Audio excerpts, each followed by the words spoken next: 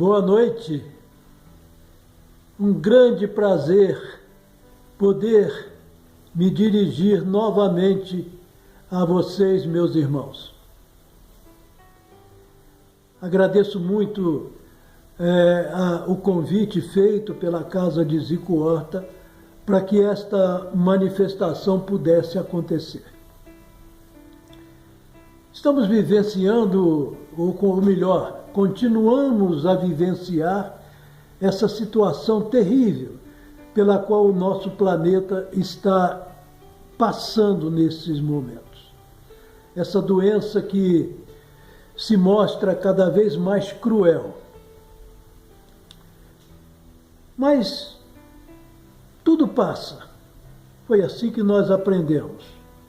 E com toda certeza, esse momento também vai passar. Hoje, vendo a televisão, eu pude refletir em torno daquilo que a sociedade vem pensando. Como será após a pandemia? Como será o novo normal? E refletindo sobre isso, cheguei à conclusão de que estamos nos doando mais. Estamos nos entregando de uma forma mais efetiva aos nossos irmãos. Isso é uma coisa muito boa nesse momento, porque já é uma demonstração, penso eu, de como será esse novo normal, de que forma esse novo normal se dará. Eu penso que com muito mais amor entre os homens, entre os seres encarnados. E aí, eu vou pedir licença a vocês para fazer uma rápida leitura de um pequeno trecho do Evangelho de Lucas. E ele diz assim: vês esta mulher? Entrando na tua casa, não me deste água para os pés. Esta, porém, regou meus pés com lágrimas e os enxugou com seus cabelos. Não me beijaste. Ela, entretanto, desde que entrei, não cessa de me beijar os pés. Não me ungiste a cabeça com óleo, mas esta, com bálsamo, ungiu meus pés. Por isso te digo, perdoados lhe são os seus muitos pecados, porque ela muito amou. Mas aquele a quem pouco se perdoa, pouco ama. Lucas capítulo 7, versículos 44 a 47. Essa referência que faz Jesus ao amor é importantíssimo para a compreensão que devamos ter em relação às nossas atitudes com os nossos irmãos.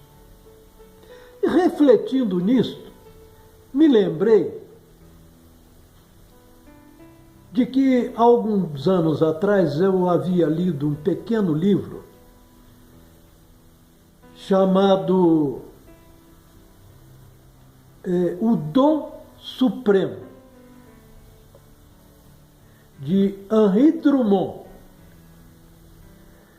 Na verdade, é uma adaptação, eu li uma adaptação feita pelo escritor brasileiro Paulo Coelho. Este livro relata a seguinte história. No final do século XIX, numa tarde fria de primavera, um grupo de homens e mulheres se reuniu para escutar o mais famoso pregador daquela época. Eram pessoas vindas de toda parte, de todos os lugares da Inglaterra. Todas elas ansiosas para ouvir o que aquele homem tinha a dizer. Mas o pregador, depois de 8 meses percorrendo os mais diversos países pelo mundo, num cansativo, num exaustivo trabalho de pregação do Evangelho, encontrava-se, ou melhor, sentia-se meio vazio. Não sabia que tipo de assunto ele deveria levar para aquelas criaturas que estavam à sua frente. Começou a falar, pouco até triste, tentou fazer alguma coisa, dizer alguma coisa. Chegou à conclusão de que não conseguiria. Triste, olhou para os lados e percebeu a presença de um jovem missionário que voltara há pouco tempo de uma viagem longa à África. E pediu, então, que o rapaz o substituísse na tribuna. As pessoas reunidas naquele jardim ficaram, evidentemente, um pouco desapontadas. Ninguém sabia quem era o jovem missionário. Na verdade, ele nem era um missionário. Não. Ele havia recusado sua ordenação como ministro porque não estava seguro de que aquela fosse a sua verdadeira vocação. Procurando, provavelmente, uma razão para viver, procurando a si mesmo, o rapaz havia passado 2 anos no interior da África, entusiasmado com o exemplo de pessoas que iam atrás de um ideal. As pessoas no jardim tinham vindo por causa de um pregador experiente, sábio, famoso. Não gostaram, evidentemente, muito da troca. Principalmente de uma criatura que lutava ainda para encontrar-se a si mesmo. Mas Henri Drummond, pois é, o rapaz é o mesmo autor do livro. Henri Drummond havia aprendido algo nessa sua viagem. Havia aprendido algumas coisas. Pediu então emprestada uma Bíblia de um dos presentes e leu um trecho da carta que Paulo enviara aos Coríntios. E a carta dizia exatamente o seguinte: ainda que eu fale a língua dos homens e dos anjos, Se não tiver amor, serei como um bronze que soa, ou como símbolo que retine. Ainda que eu tenha o dom de profetizar e conheça todos os mistérios e toda a ciência, ainda que eu tenha tamanha fé, a ponto de transportar montanhas, se não tiver amor, nada serei. E ainda que eu distribua todos os meus bens entre os pobres, e ainda que entregue meu próprio corpo para ser queimado, se não tiver amor, nada disso me aproveitará. O amor é paciente, é benigno. O amor não arde em ciúmes, não se ufana, não se ensoberbece, não se conduz inconvenientemente, não procura seus interesses, não se exaspera, não se ressente do mal, não se alegra com a injustiça, mas regozija-se com a verdade. Tudo sofre, tudo crê, tudo espera, tudo suporta. O amor jamais acaba, mas, havendo profecias, desaparecerão. Havendo línguas, cessarão. Havendo ciência, passará. Porque em parte conhecemos e em parte profetizamos. Quando, porém, vier o que é perfeito, o que então é, em parte, será aniquilado. Quando eu era menino, falava como um menino, sentia como um menino. Quando cheguei a ser homem, desisti de ser menino. Porque agora vemos como em espelho, obscuramente.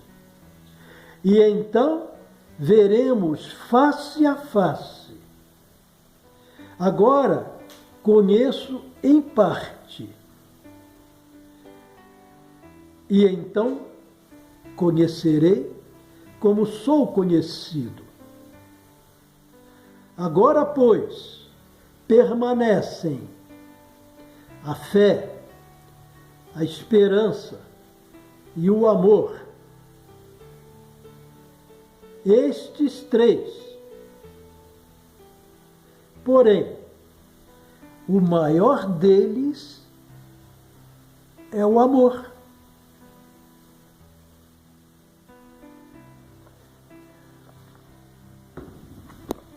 Todos escutaram em silêncio respeitoso,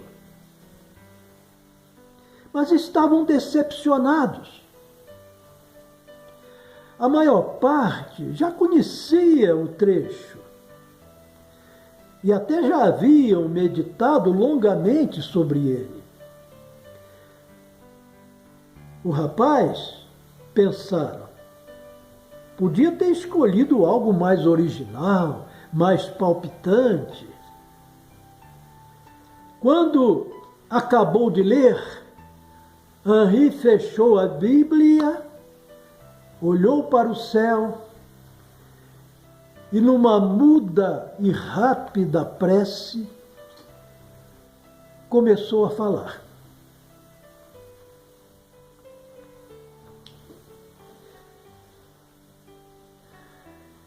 Todos nós, meus irmãos, todos nós, em algum momento,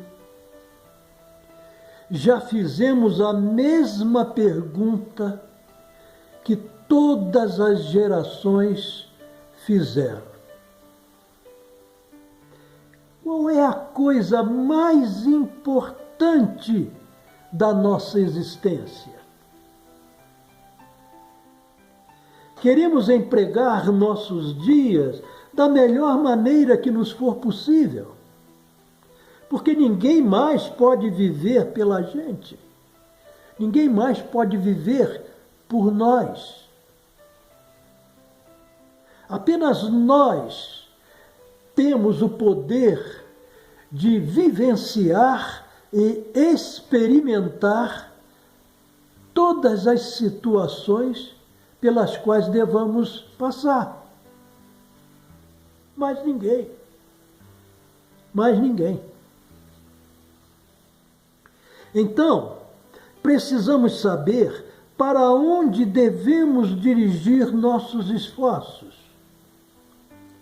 Qual é o supremo objetivo a ser alcançado? Estamos acostumados, todos nós, eu, vocês, estamos acostumados a escutar que o tesouro mais importante do mundo espiritual é a fé. Não é assim? A fé remove montanhas. Tenham fé, tudo se resolverá. Nesta simples palavra se apoiam muitos séculos, mas muitos séculos de religião. Consideramos a fé a coisa mais importante do mundo? Pois bem, lamento lhes dizer, estamos todos nós completamente errados.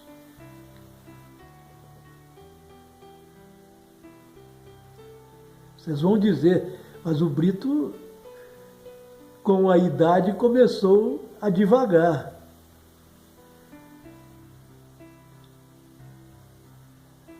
Mas eu repito, se em algum momento acreditamos nisto, podemos deixar de acreditar. No capítulo que acabei de ler, na carta que Paulo escreveu aos Coríntios, fomos conduzidos aos primeiros tempos do cristianismo. E como vimos, lá está escrito assim: permanecem a fé, a esperança e o amor. Estes três. Porém, o mais importante é o amor. E não se trata, evidentemente, de uma opinião superficial do Paulo. Não. É ele realmente o autor daquelas linhas? Mas, e afinal de contas, ele estava falando de fé um momento antes. Ele dizia: ainda que eu tenha tamanha fé, a ponto de transportar montes, se eu não tiver amor, de nada me adiantará.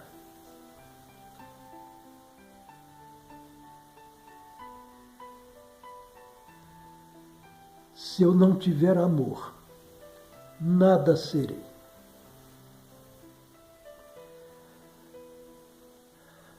Paulo não fugiu ao assunto.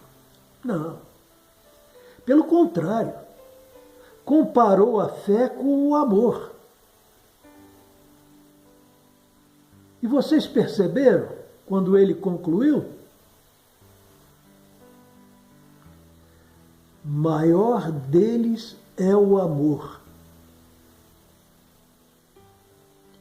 Deve ter sido, eu penso, muito difícil para Saulo, agora Paulo,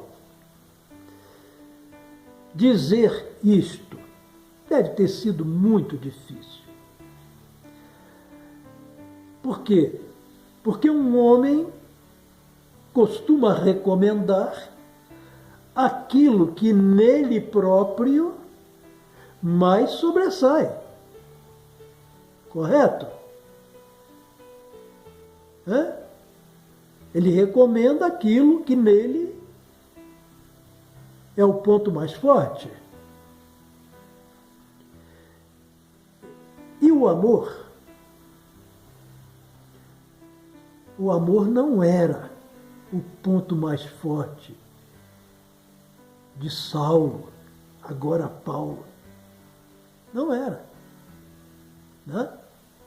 Com a velhice, ele até conseguiu ficar mais caridoso, mais terno. A velhice tem essa grande virtude, nos torna mais amoroso. Talvez por causa do medo da morte. Mas não era o ponto forte de Paulo.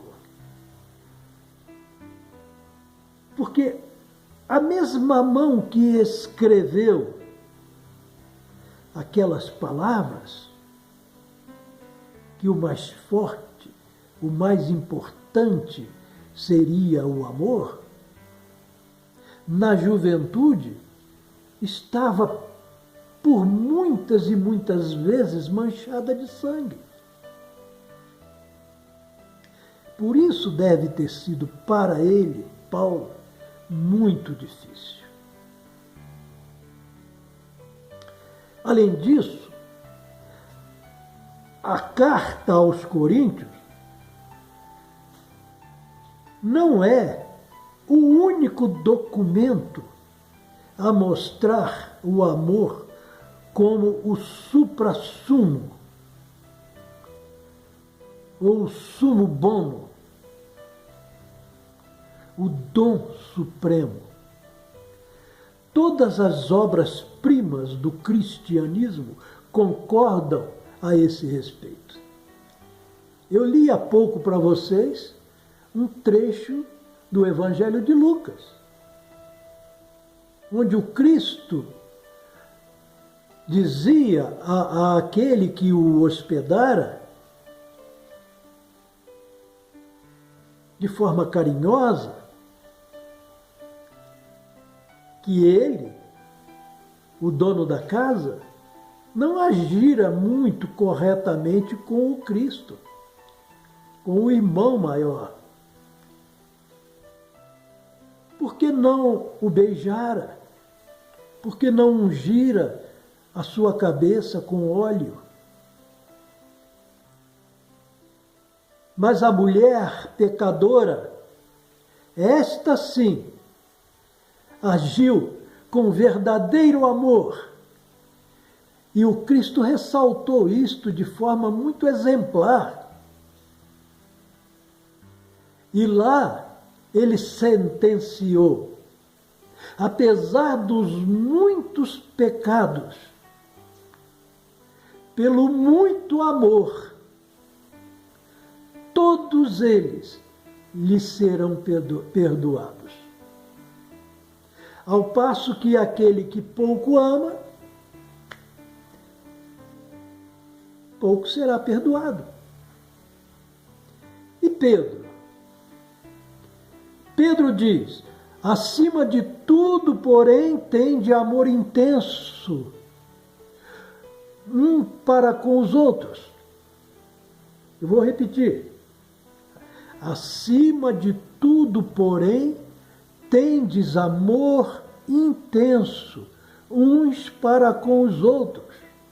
Por quê? Porque o amor cobre a multidão de pecados. Palavras de Pedro. E João? João vai mais longe ainda.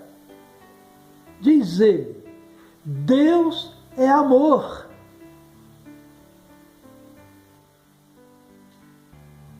Podemos ler também em outro trecho, em outro texto de Paulo, a seguinte sentença: o cumprimento da lei é o amor. É o amor em toda parte. Por que Paulo disse isto? Que o cumprimento da lei é o amor. Se naquela época, naquele momento em que lá ele se encontrava, os homens procuravam chegar até o paraíso cumprindo os 10 mandamentos.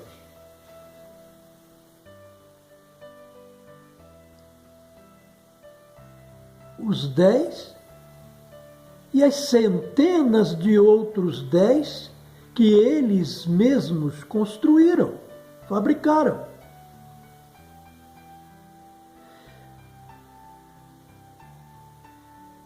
Cumprir a lei era tudo. Era mais importante, inclusive, que viver. Mas aí vem o Cristo e diz: eu vou mostrar a vocês uma maneira mais simples de chegar ao Pai. Se vocês aprenderem isto, podem fazer centenas de outras coisas, sem medo de ofender a Deus. Amor. Se vocês amarem, estão cumprindo a lei, mesmo que tenham, ou melhor, mesmo que não tenham consciência disto. Podemos verificar por nós mesmos que este conselho funciona. O conselho do Cristo funciona. Ora, vamos pegar aí um mandamento qualquer dos 10 do Moisés. Vamos pegar qualquer um. Vamos começar pelo início, vamos começar pelo primeiro. Amar a Deus sobre todas as coisas. Olha o amor aí. Hein? O amor está aí, presente no primeiro mandamento. Não tomar seu santo nome em vão. Quem? Hein?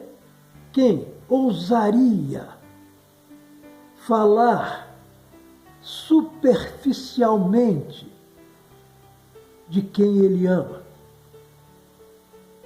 Quem? De novo, o amor. Guardar domingos e festas. Não ficamos, todos nós, mormente agora, nesta pandemia terrível, ansiosos para encontrar quem amamos, para dar um abraço, hein? Para nos dedicarmos a quê? Ao amor.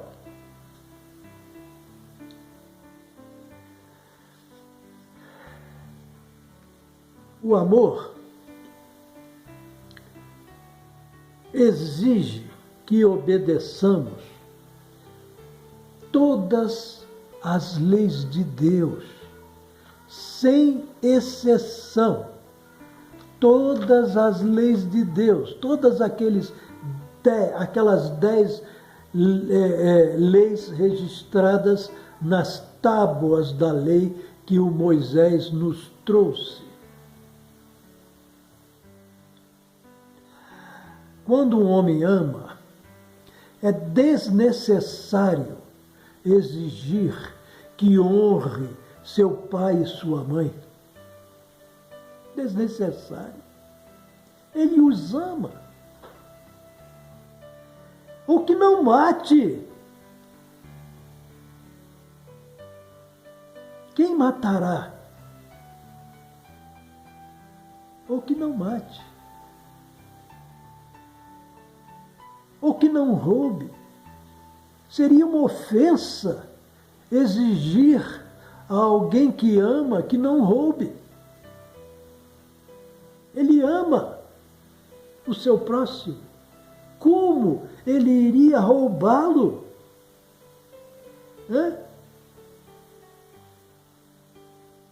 Da mesma forma, como ele levantaria falso testemunho contra alguém que ele ama?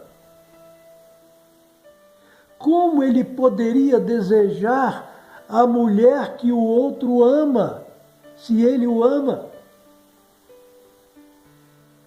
É o amor presente, é o amor diante de tudo, ou adiante de tudo. Portanto, meu irmão e minha irmã, o Paulo estava certo. O amor é o cumprimento da lei. O amor é a regra que resume todas as outras regras. O amor é o mandamento que justifica todos os outros mandamentos. O amor é o segredo da vida. E Paulo terminou por aprender isto e nos deu, na carta que lemos há pouco, a melhor e provavelmente a mais importante descrição do dom supremo que é o amor. Ele, Paulo, começa por comparar o amor com outras coisas que em seu tempo tinham muito valor para os homens. Ele compara com a eloquência, um dom nobre que eu gostaria de possuir. É um dom capaz de tocar os corações e mentes dos seres humanos e estimulá-los a realizar importantes tarefas sagradas ou aventuras, sei lá, que vão além dos limites. Paulo se refere, evidentemente, aos grandes pregadores, quando ele diz: ainda que eu fale a língua dos homens e dos anjos, se não tiver amor, serei como bronze que soa ou como símbolo que tine. E todos nós sabemos por quê.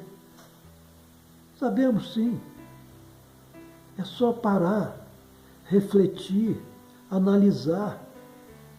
Muitas vezes escutamos o que pareciam ser grandes ideias de transformações do mundo, mas são palavras ditas sem emoção, vazias de amor.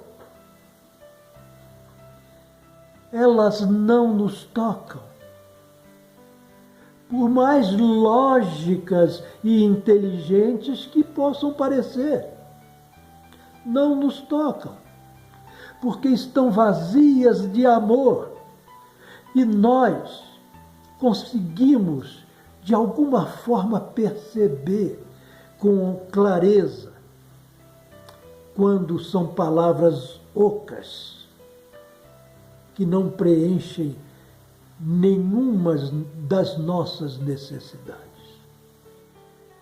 Paulo compara o amor com a profecia, compara com os mistérios, compara com a fé, compara com a caridade. Por que o amor é mais importante que a fé, eu lhes pergunto? Porque a fé é apenas uma estrada que nos conduz até o amor maior. Por que o amor é mais importante que a caridade? Eu lhes pergunto. porque a caridade é apenas uma das manifestações do amor. E o todo é sempre mais importante que a parte. Não é verdade? Além disso, a caridade é também apenas uma estrada que leva ao amor. Uma das estradas, né, que o amor utiliza para fazer com que um homem se una ao seu próximo. E existe, todos nós sabemos disto, existe a caridade, ou melhor, muita caridade por aí sem amor. Né? Muitas. E é muito fácil, vocês vão de convir, que é muito fácil jogar uma moeda ao pobre, ao faminto na rua. Geralmente é mais fácil do que não fazer.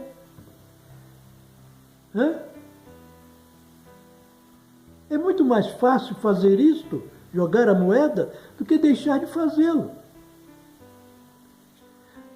Deixamos de nos sentir culpados pelo cruel espetáculo da miséria.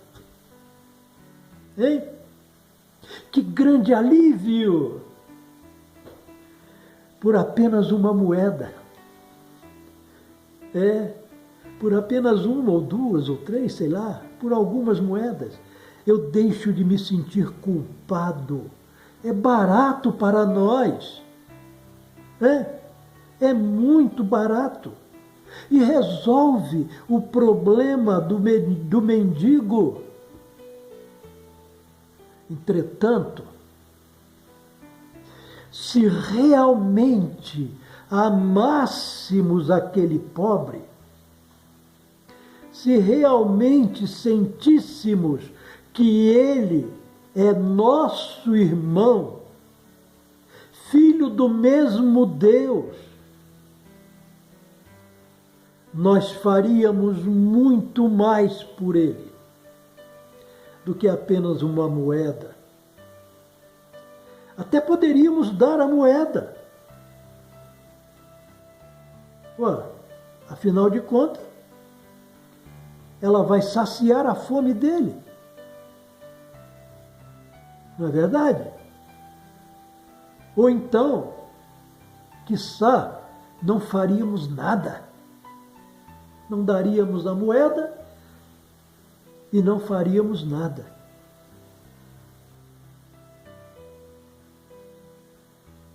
Quem sabe assim, não fazendo nada, a nossa culpa por aquela miséria poderia despertar o quê? O amor. Quem sabe, se não fizéssemos nada, a dor daquele irmão poderia despertar o amor verdadeiro, o amor que deveríamos carregar conosco para onde fôssemos.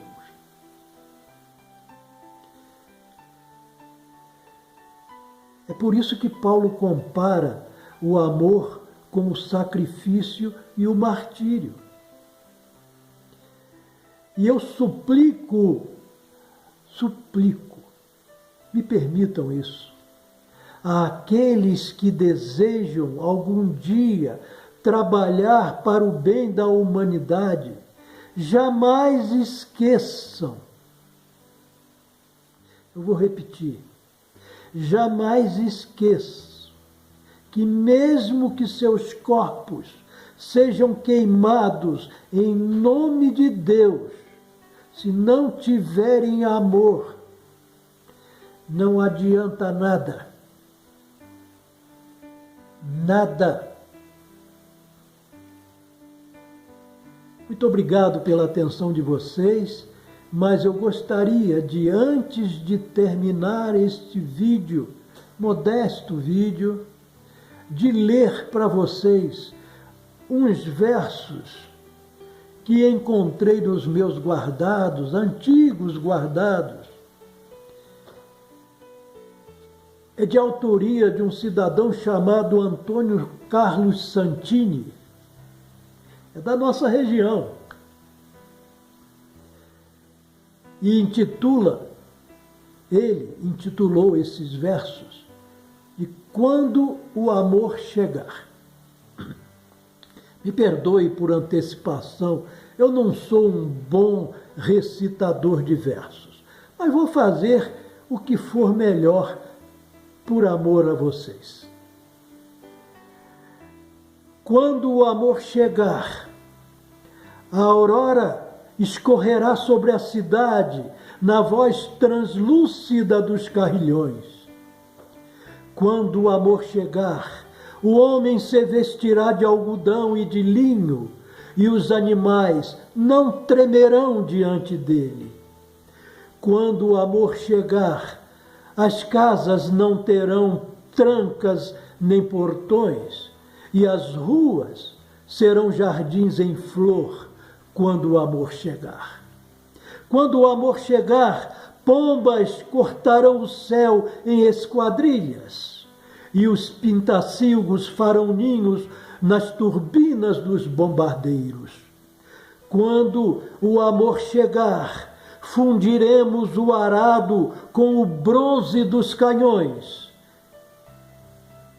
e os generais semearão trigo e amores perfeitos.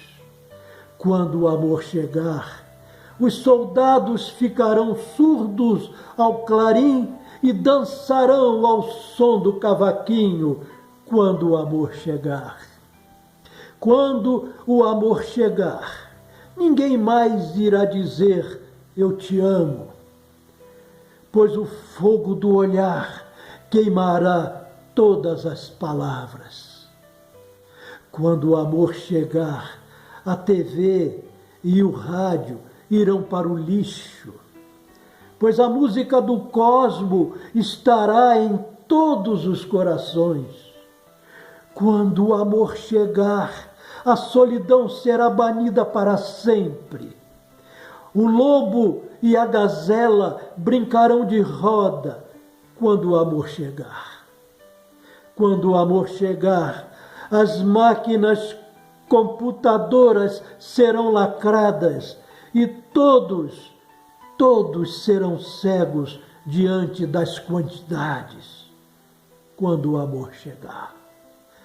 Quando o amor chegar, o carrossel das raças vai girar abraçado e a cor da pele não será mais um cartão de visitas. Quando o amor chegar, os poetas não rabiscarão poemas líricos, pois estarão muito ocupados com pessoas quando o amor chegar. Quando o amor chegar, todo homem será filho de Deus, o mesmo Pai e todos irmãos, quando o amor chegar. Que Jesus nos abençoe a todos.